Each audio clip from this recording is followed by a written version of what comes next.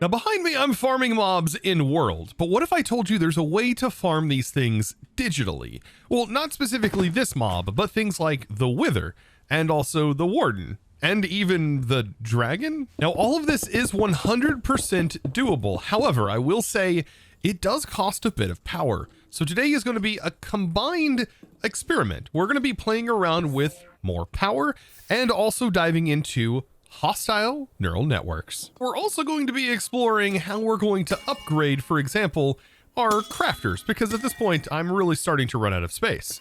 So let me explain first how we're going to extend our crafters. And that process is honestly pretty easy. I just need my pattern providers, and we're going to make extended pattern providers from the extended mod. And I'm going to, for example, make 7 of these. And this is going to pull and request a bunch of these items here. And it should generate quite a few of these. And then we can just convert these directly into this right here. So a pattern provider upgrade, and allows us to directly upgrade it in world with simply some iron. So yeah, let's go ahead and do that. We put that in there and voila.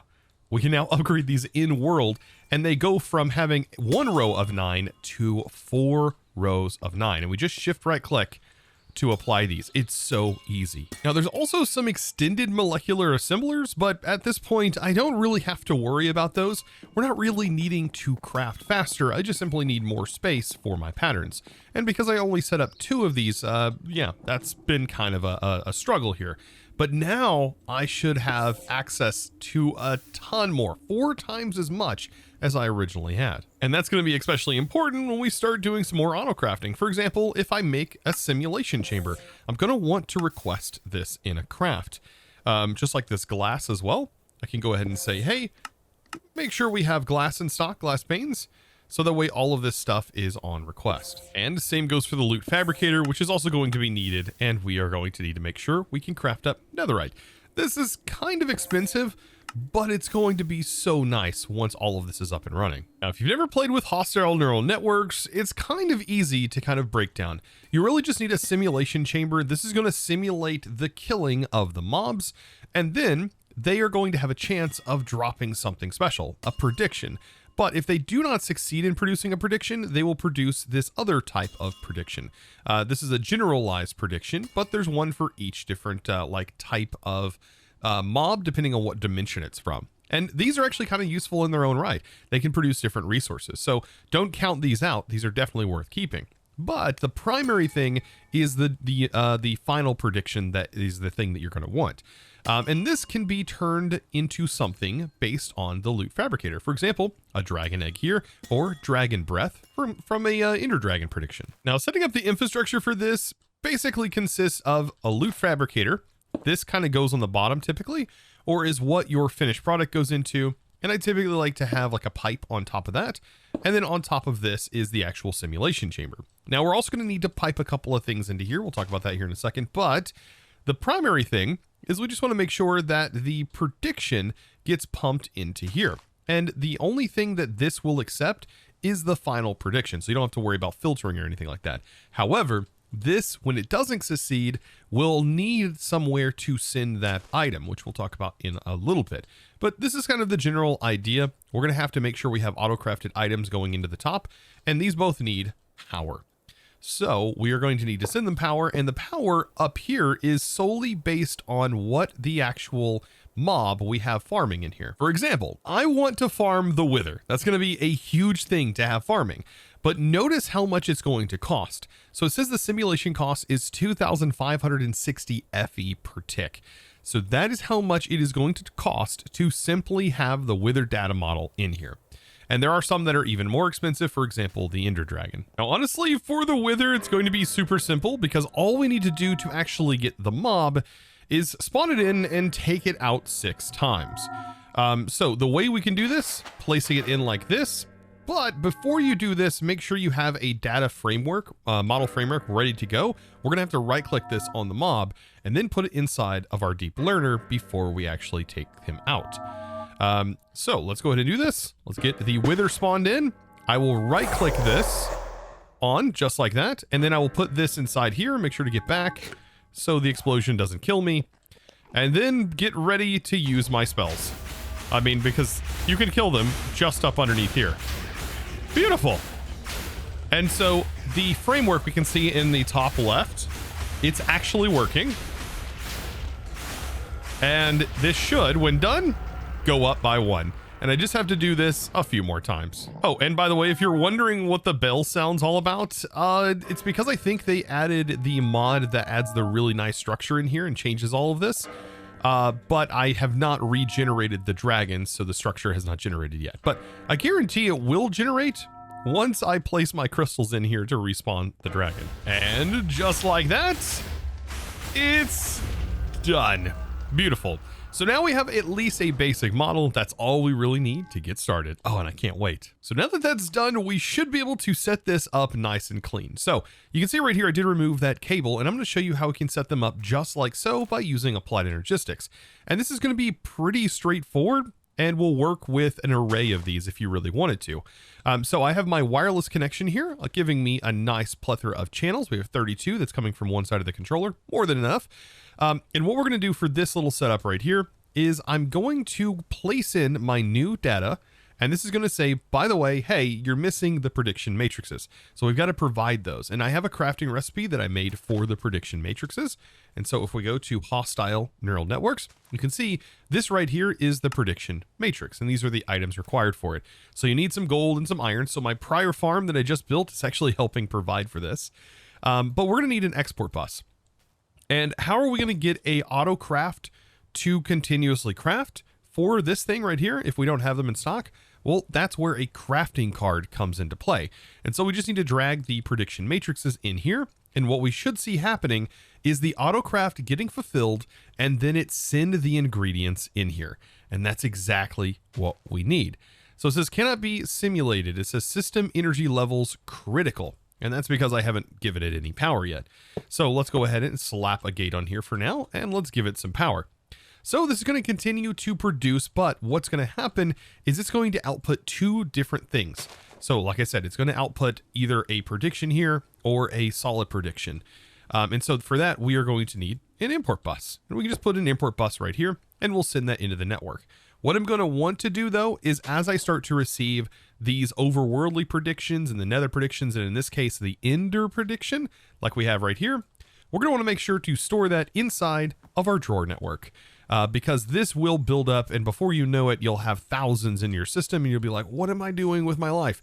I've got to get this sorted. So yes, making sure they go in here instead of our main disks are going to be a necessity. The other ones we don't have to worry about, because those, once they are produced, we want to make sure those just get immediately sent into the loot fabricator. And so for that, we'll have an exporter that's going to go into the side here, and on the bottom, we need an importer that is going to take the things that are made and send them into our system.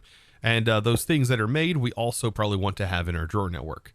So this is beautiful and is now completely set up, and in my opinion is pretty compact. Now, something to note, this loot fabricator can handle about like 4 or 5 predictions going into it from other locations. And is fast enough to kind of handle that, but kind of more than that, you start to run into issues where you, when these are running at max speed, when they're at max tier, they are going to block this up. And then you'll end up with it just building up in here. So I do recommend, if you are sending multiple predictions in here, probably have this set to a round robin mode, which I believe this is the round robin mode. But outside of that, if we're just doing one, which we're doing right now for nether stars, we don't really have to worry about much. Now, I think I can go ahead and drag the wither prediction in here. So we have a witch and a wither. So I think if we drag the wither in here, that should work on the export bus. And once we do get one in our system, it should store it in this slot here. And then we need to select what we're actually going to be producing from said wither prediction. In this case, there's only one thing to predict from or select from, but there may be multiple and you'll have to pick and choose. For example, the witch one has a ton of different things you can select. So perfect. We now have our first one. We can select that, and we should start seeing that the nether stars will build up in our system. There's the import, and we definitely want to make sure that all of our nether stars are placed inside of one of our drawers. Definitely. So now, why exactly am I farming nether stars? Well, for Powah. Remember how I said we needed more Powah and more power? And that's because this farm down here can work at full potential if we have more power. And right now we are definitely not generating enough. And for all of our future endeavors, we're definitely not generating enough. This is a measly dip into the amount of power that's actually needed for things like Mekanism and many other mods. And already with our 2000 that's being consumed here for these predictions, I can already see it chipping away at our total stored power.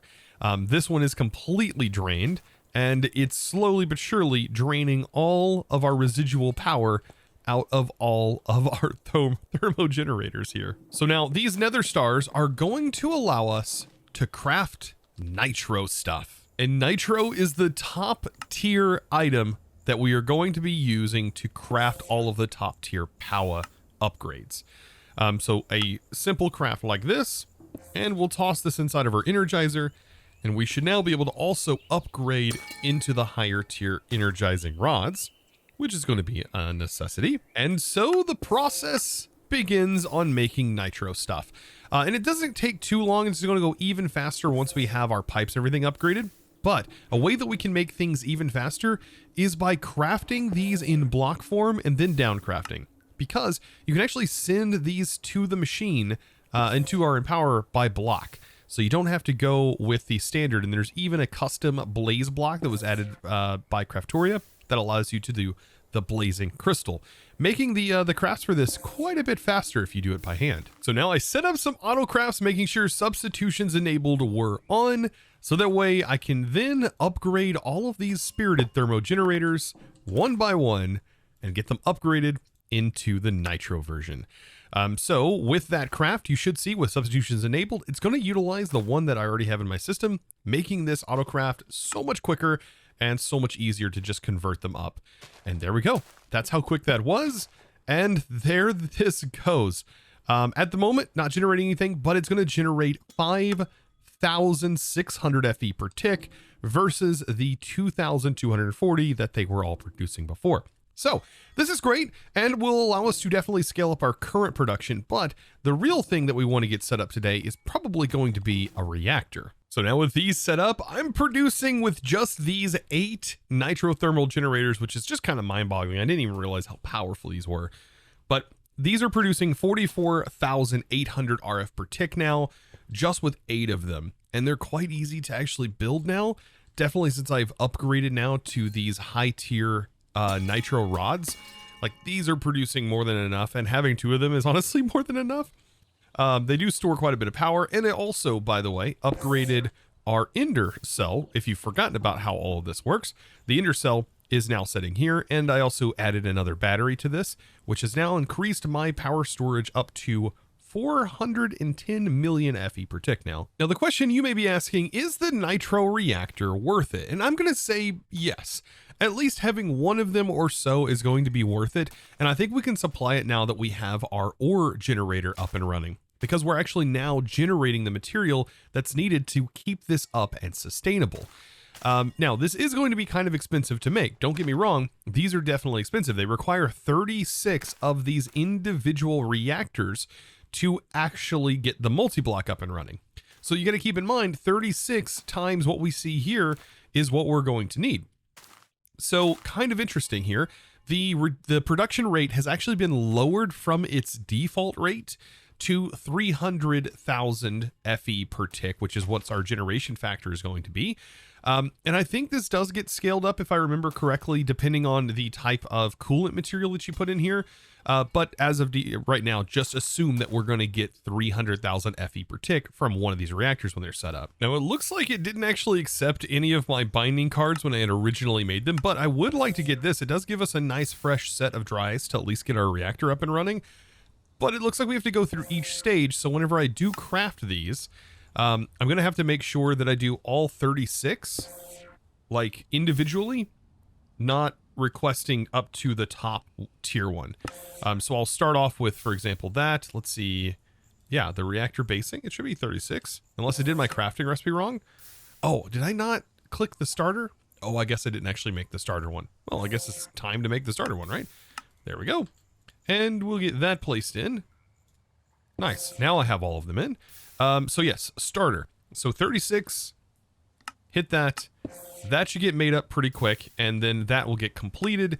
But I do have to go through here and apparently make each of these binding cards. Yes, so I had to complete this section first, and now I can complete this. And I just want to do this just to make sure that I get these top tiers done. And it also is going to be pretty nice to get to start with dry ice and not need to just craft it right away. However, we are going to set up the autocraft for this. So after a bit of crafting, I now have my nitro reactors, and we can go ahead and accept our uraninite, dry ice, and coal. And believe it or not a bucket of water. I'm kind of surprised we weren't given a bucket of water, but I can just pull a bucket of water out as we are going to need it for this craft. So let's go ahead and place this in. And look, it gives us a nice little outline, which I absolutely love from this mod, because this thing will auto build itself. And 300,000 RF per tick is about to be generated from this singular block right here. Oh, I love it so much. Now, the water, we just simply need to place one bucket in, and we don't have to feed it any more water. Thankfully, this doesn't do that. But we do have a slot for dry ice. That goes there. We have a redstone slot, and it's best to kind of fill it with blocks. And then we have a coal slot. All of these things we are generating from our farm, and now uraninite. And once that's there, we are going to start producing almost 300,000 RF per tick. And this, by the way, is the max setup. So you have the best coolant that you can put in here, and we can see a list of coolants, solid coolants. You can see right here, there's a few of them. We have snowballs, snow, ice, and then all the way up to dry ice. And that is all that's available at the moment in this pack. And this is the best fuel. Also coolants right here. This is the only option for coolants. It's just water. These are all modifiable, by the way, inside of Modpack. So if you're ever building a Modpack yourself, you can definitely change all of these. We did this in Project Architect 2. These were actually modified, and we came up with some pretty cool different mixtures. You know, it was pretty neat. But anyways, enough of that. Let's actually dive into how we produce dry ice, because this is where the automation is going to get a little bit crazy, because we need blue ice. And at the moment, we don't really have a great way of really producing this. Now, ice is going to be a major problem that we have to overcome, as we are going to need to get all the way up to dry ice, which requires blue ice. And blue ice is packed ice, and there's our base ice. So there's a couple of different ways we can do this. And I will say that if you set up Ars Nouveau, there is a very nice way that we can just up and produce the blue ice like instantaneously. And then we can use a breaker to break it with Silk Touch. That is one way, but I do want to show another cool use of Dyer's gadgets. So just Dyer things here.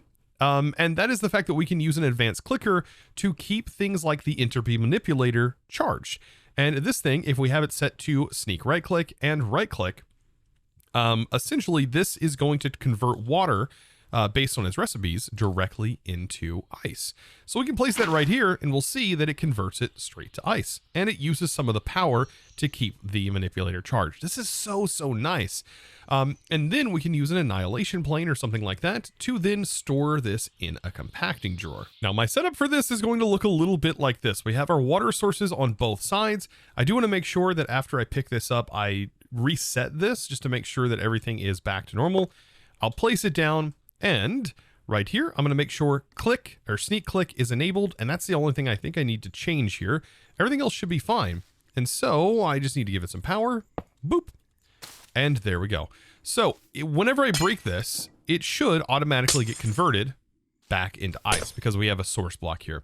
So I have my annihilation plane that is on here that has Silk Touch on it. You can enchant this inside of an enchanting table, and it puts Silk Touch right on it. That's going to go on there. And we need to send that into a compacting drawer.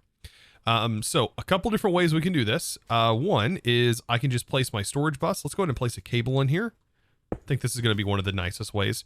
I'll place the cable, place my storage bus right here, and then place my compacting drawer on here, and then my storage bus underneath it. And now there's nowhere for it to go just yet because we need to define the ice here. So let's go ahead and tell it, hey, store ice. And we also have to give it some power. And so I'm going to give this some power by using a crystal resonating generator. And this should work, but basically right now there's nowhere for it to go because we haven't fully told it what to store in the compacting drawer. And so we do need to tell it ice. And I don't know if I have any Silk Touch tools at the moment. I kind of need that. Actually, you know what? I do have Silk Touch. All we have to do is move over here to our spell. By the way, I know this might be a little bit late in the series to show this, but I was having issues with my tool thing not showing up here. You can actually fix that by going into your options, accessibility, and menu blur, turn that off. So if you turn off the menu blur, you no longer will have the issue that I've been dealing with the blur here. And then also your building gadgets and your copy paste gadget, which is pretty nice. The customizability setting over here actually works. So very nice and very weird that that's the accessibility options. Kind of interesting. But with my spell here, we have touch, break, extract, which is silk touch, and put it in my hand. So that should give me ice. Very nice. And puts it right in my inventory. So as soon as I put this in, you're going to see that this now should break. Yes, because now it has somewhere to send it to. And so that's just going to continue breaking the ice until it converts it all the way up into packed ice. And so when this is set to max, it's going to go very, very quickly. I have this set to a delay of 1, and it is really, really running now. But I do have another problem, and that's the awful noise. So I'm going to set a new anchor here, and we can go ahead and actually hold shift to remove this muffler list. And whenever we pop back in to this menu, we're going to see now a new set of freshly generated sounds. And well, the block break glass sound is probably the one that we want to disable. So after the radius is set, we now no longer have to hear that awful noise that this is making, in this area at least. Now I do have a clever idea here for doing our conversion into dry ice. So what I want to do is use some modular routers to pull the ice out of here, but I do need to power the energizing orb. So to do this, I'm going to go ahead and break a few blocks down here. And I need to save room because I also want to get some Applied Energy 6 cables under here to turn this into a storage by basically placing a storage bus on it on our main network. But this is where we're going to be holding that dry ice. So the energizing orb can actually work up to 4 blocks away. So that means that I can have a cable that is down here, all the way down underground.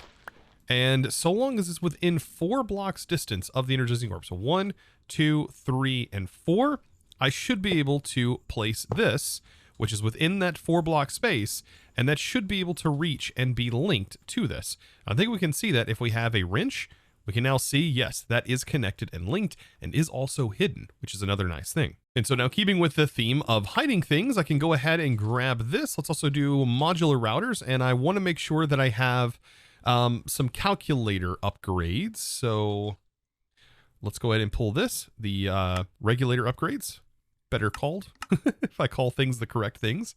There we go. So a regulator upgrade, because we need to regulate the sending here. Now, I need to pull from here. So to be able to pull, we are going to need wirelessly a tier 2.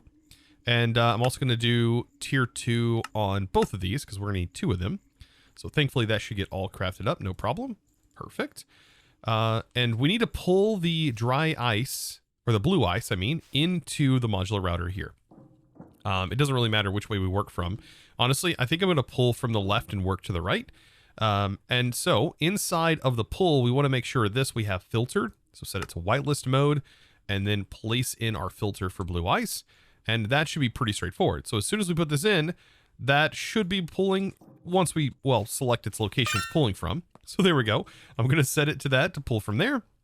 And that should now wirelessly be pulling the blue ice in. But we also want to use this to send. So I'm going to use a sender MK2, which is a wireless sender, to route our items around. God, you gotta love this mod, by the way. It's so good. But in this one, I'm going to use the regulator augment. So we'll make sure to set this to whitelist as well. And I'm going to whitelist it to the blue ice. There we go. And then in our regulator, we're going to set this to 2 because that is what follows our recipe. So if we take a look at the blue ice here, and the way we generate this is 2 blue ice to make the dry ice. So we want to make sure we only ever keep 2 blue ice in here. So I will shift right click to set that location to the top. And what we should see happen is 2 goes in there, it gets charged and turned into blue ice. Beautiful. We're almost done. So now we need to go to the bottom here, and we're going to have to use a puller module. Thankfully, we don't have to filter this or anything. We just set it to the bottom of this and place it in here, and that should just simply pull the dry ice into that buffer. That is basically it. Except I do want this to go into this drawer, and this is going to be where it's actually stored. so that we have a passive constant supply of this. And once this drawer fills up, then it will stop producing, which is kind of what I want. I want this to eventually fill up. Oh, something to note about this, by the way, we are going to need a key or a functional storage drawer lock. And I forgot to lock this. That is kind of one of the problems. If this stops working, yeah, that becomes a bit of a problem. So can I place this in fast enough? Yeah, I should be able to place this in and then right click it to lock it. Now I don't have to worry about that inventory ever running out. But now we just need our cinder upgrade, and I can just shift right click on that, and voila, we are now sending that dry ice into this barrel. And I can also lock this as well to make sure that whenever we pull out later on, that we don't empty this and lose its filter. Now, to go along with us hiding and disguising things, I want to use this camouflage upgrade. I'll shift right click on the block I want to change it to, and look at that. It actually changes right to this, and then we can change it to moss, and there we go. Look at that. And we don't even have a clue what is being changed. It looks really, really nice. Now on the bottom of the dry ice container, I'm going to place in the functional storage bus, the storage bus right here. And then I also have another wireless connector, and I just need to run the cable and get it connected into here. Beautiful. So that's on one side, and that'll get all powered up, devices online. Now on this, I probably should actually set the priority to like 1. So on the priority, make sure it's like higher than our base storage, just to make sure everything goes into there first. If I was ever creating any dry ice, which I probably never will. But also over here, I probably want to connect into this as well. Just got to figure out, where do I want to connect into this? This will make sure we have ice for other crafts. Now, to make my one reactor stable, we now just need to place an export bus onto the back, and it needs to go onto this slot right here. So I just need to run some more cables right along the back. We should be pretty good with this. Oh, make sure we don't do a tree. Don't really want to see that. There we go. We'll get a few more cables up and running, and then I should have more than enough, right? Awesome. So this is just going to connect right on in, and all it needs is an export bus. Just an export bus. That's it. We just need to make sure we have one of each of these items inside of the export bus. So I'll be sure to place in the block of coal, and then the block of redstone, the dry ice, and the uraninite, which we are now producing. Then we need to make sure we have a crafting pattern to produce the blocks of redstone and the coal, and everything else should be fine. Now this right here says export first item until the network is empty, then try the new ones. That is perfectly fine. If you didn't want it to do that, there is another mode which will export using, the export using round robin is what we want it to be set to. The crafting is the thing. The crafting behavior is something cool to mention. So you can use stocked items, or you can just have it always just craft new things upon demand. I'm going to have it use stocked items if we have them in stock. Actually, you know what? Let's have it only craft. So do not use stocked items. Instead, make sure to craft this. That way, later on, if we want to keep some in stock, it's not going to mess with our main network. You know what? That's actually a better idea. I think this is a pretty good little option right here to be able to only have this request when needed. So that should keep this all in stock. You can see right there. Beautiful. And so with that in mind, by the way, we should be ready to hook this up. We now have power up and running. And things are going to be pretty smooth sailing, I think, from this point forward, because we can always add more of these reactors. So the last thing needed outside of cleaning all of this up, which I just did, I got my cables nice and facaded. Everything looks really good. We have storage access for our ice. I just need to put a gate on here. And there we go. So this is now accessible, and we'll make sure to keep our power nice and recharged. This is going to be super useful for the things that we're about to get into here in the future, as it does seem like the dire things are very expensive on power costs for a lot of things, especially if you want to run them at full speed. Now, something you definitely want to toggle on is the auto mode to make sure that this will not consume resources until it drops below 70%. Then it will kick back on, making sure you don't waste anything.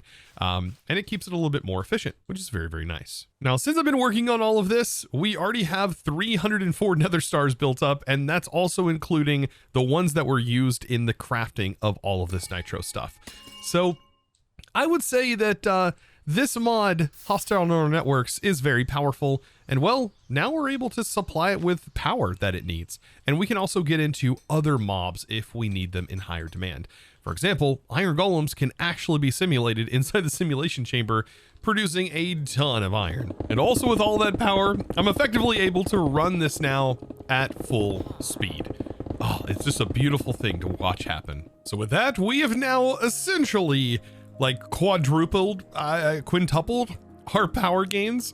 So we are now looking much better for the future. And I hope you guys have been enjoying this series thus far. And of course, the best way to show that is by either clicking that subscribe button if you haven't already, or giving this video, of course, a huge thumbs up. And then, well, commenting down below. What method have you gone for generating ice? As there's a lot of different methods in here, I would love to hear from you down in the comments below. And of course, guys, it's now time to thank the amazing supporter of today's episode. And that amazing thanks is going to go out to Reactor, I think. Thank you so much for your amazing support and choosing to support me over on the Discord by becoming a Discord premium member and supporting in one of the best ways possible and absolutely going above and beyond. Thank you so very much. And guys, well, I thank you so much for watching. I look forward to seeing you in the next episode. And with that, as always, thanks for watching. Bye!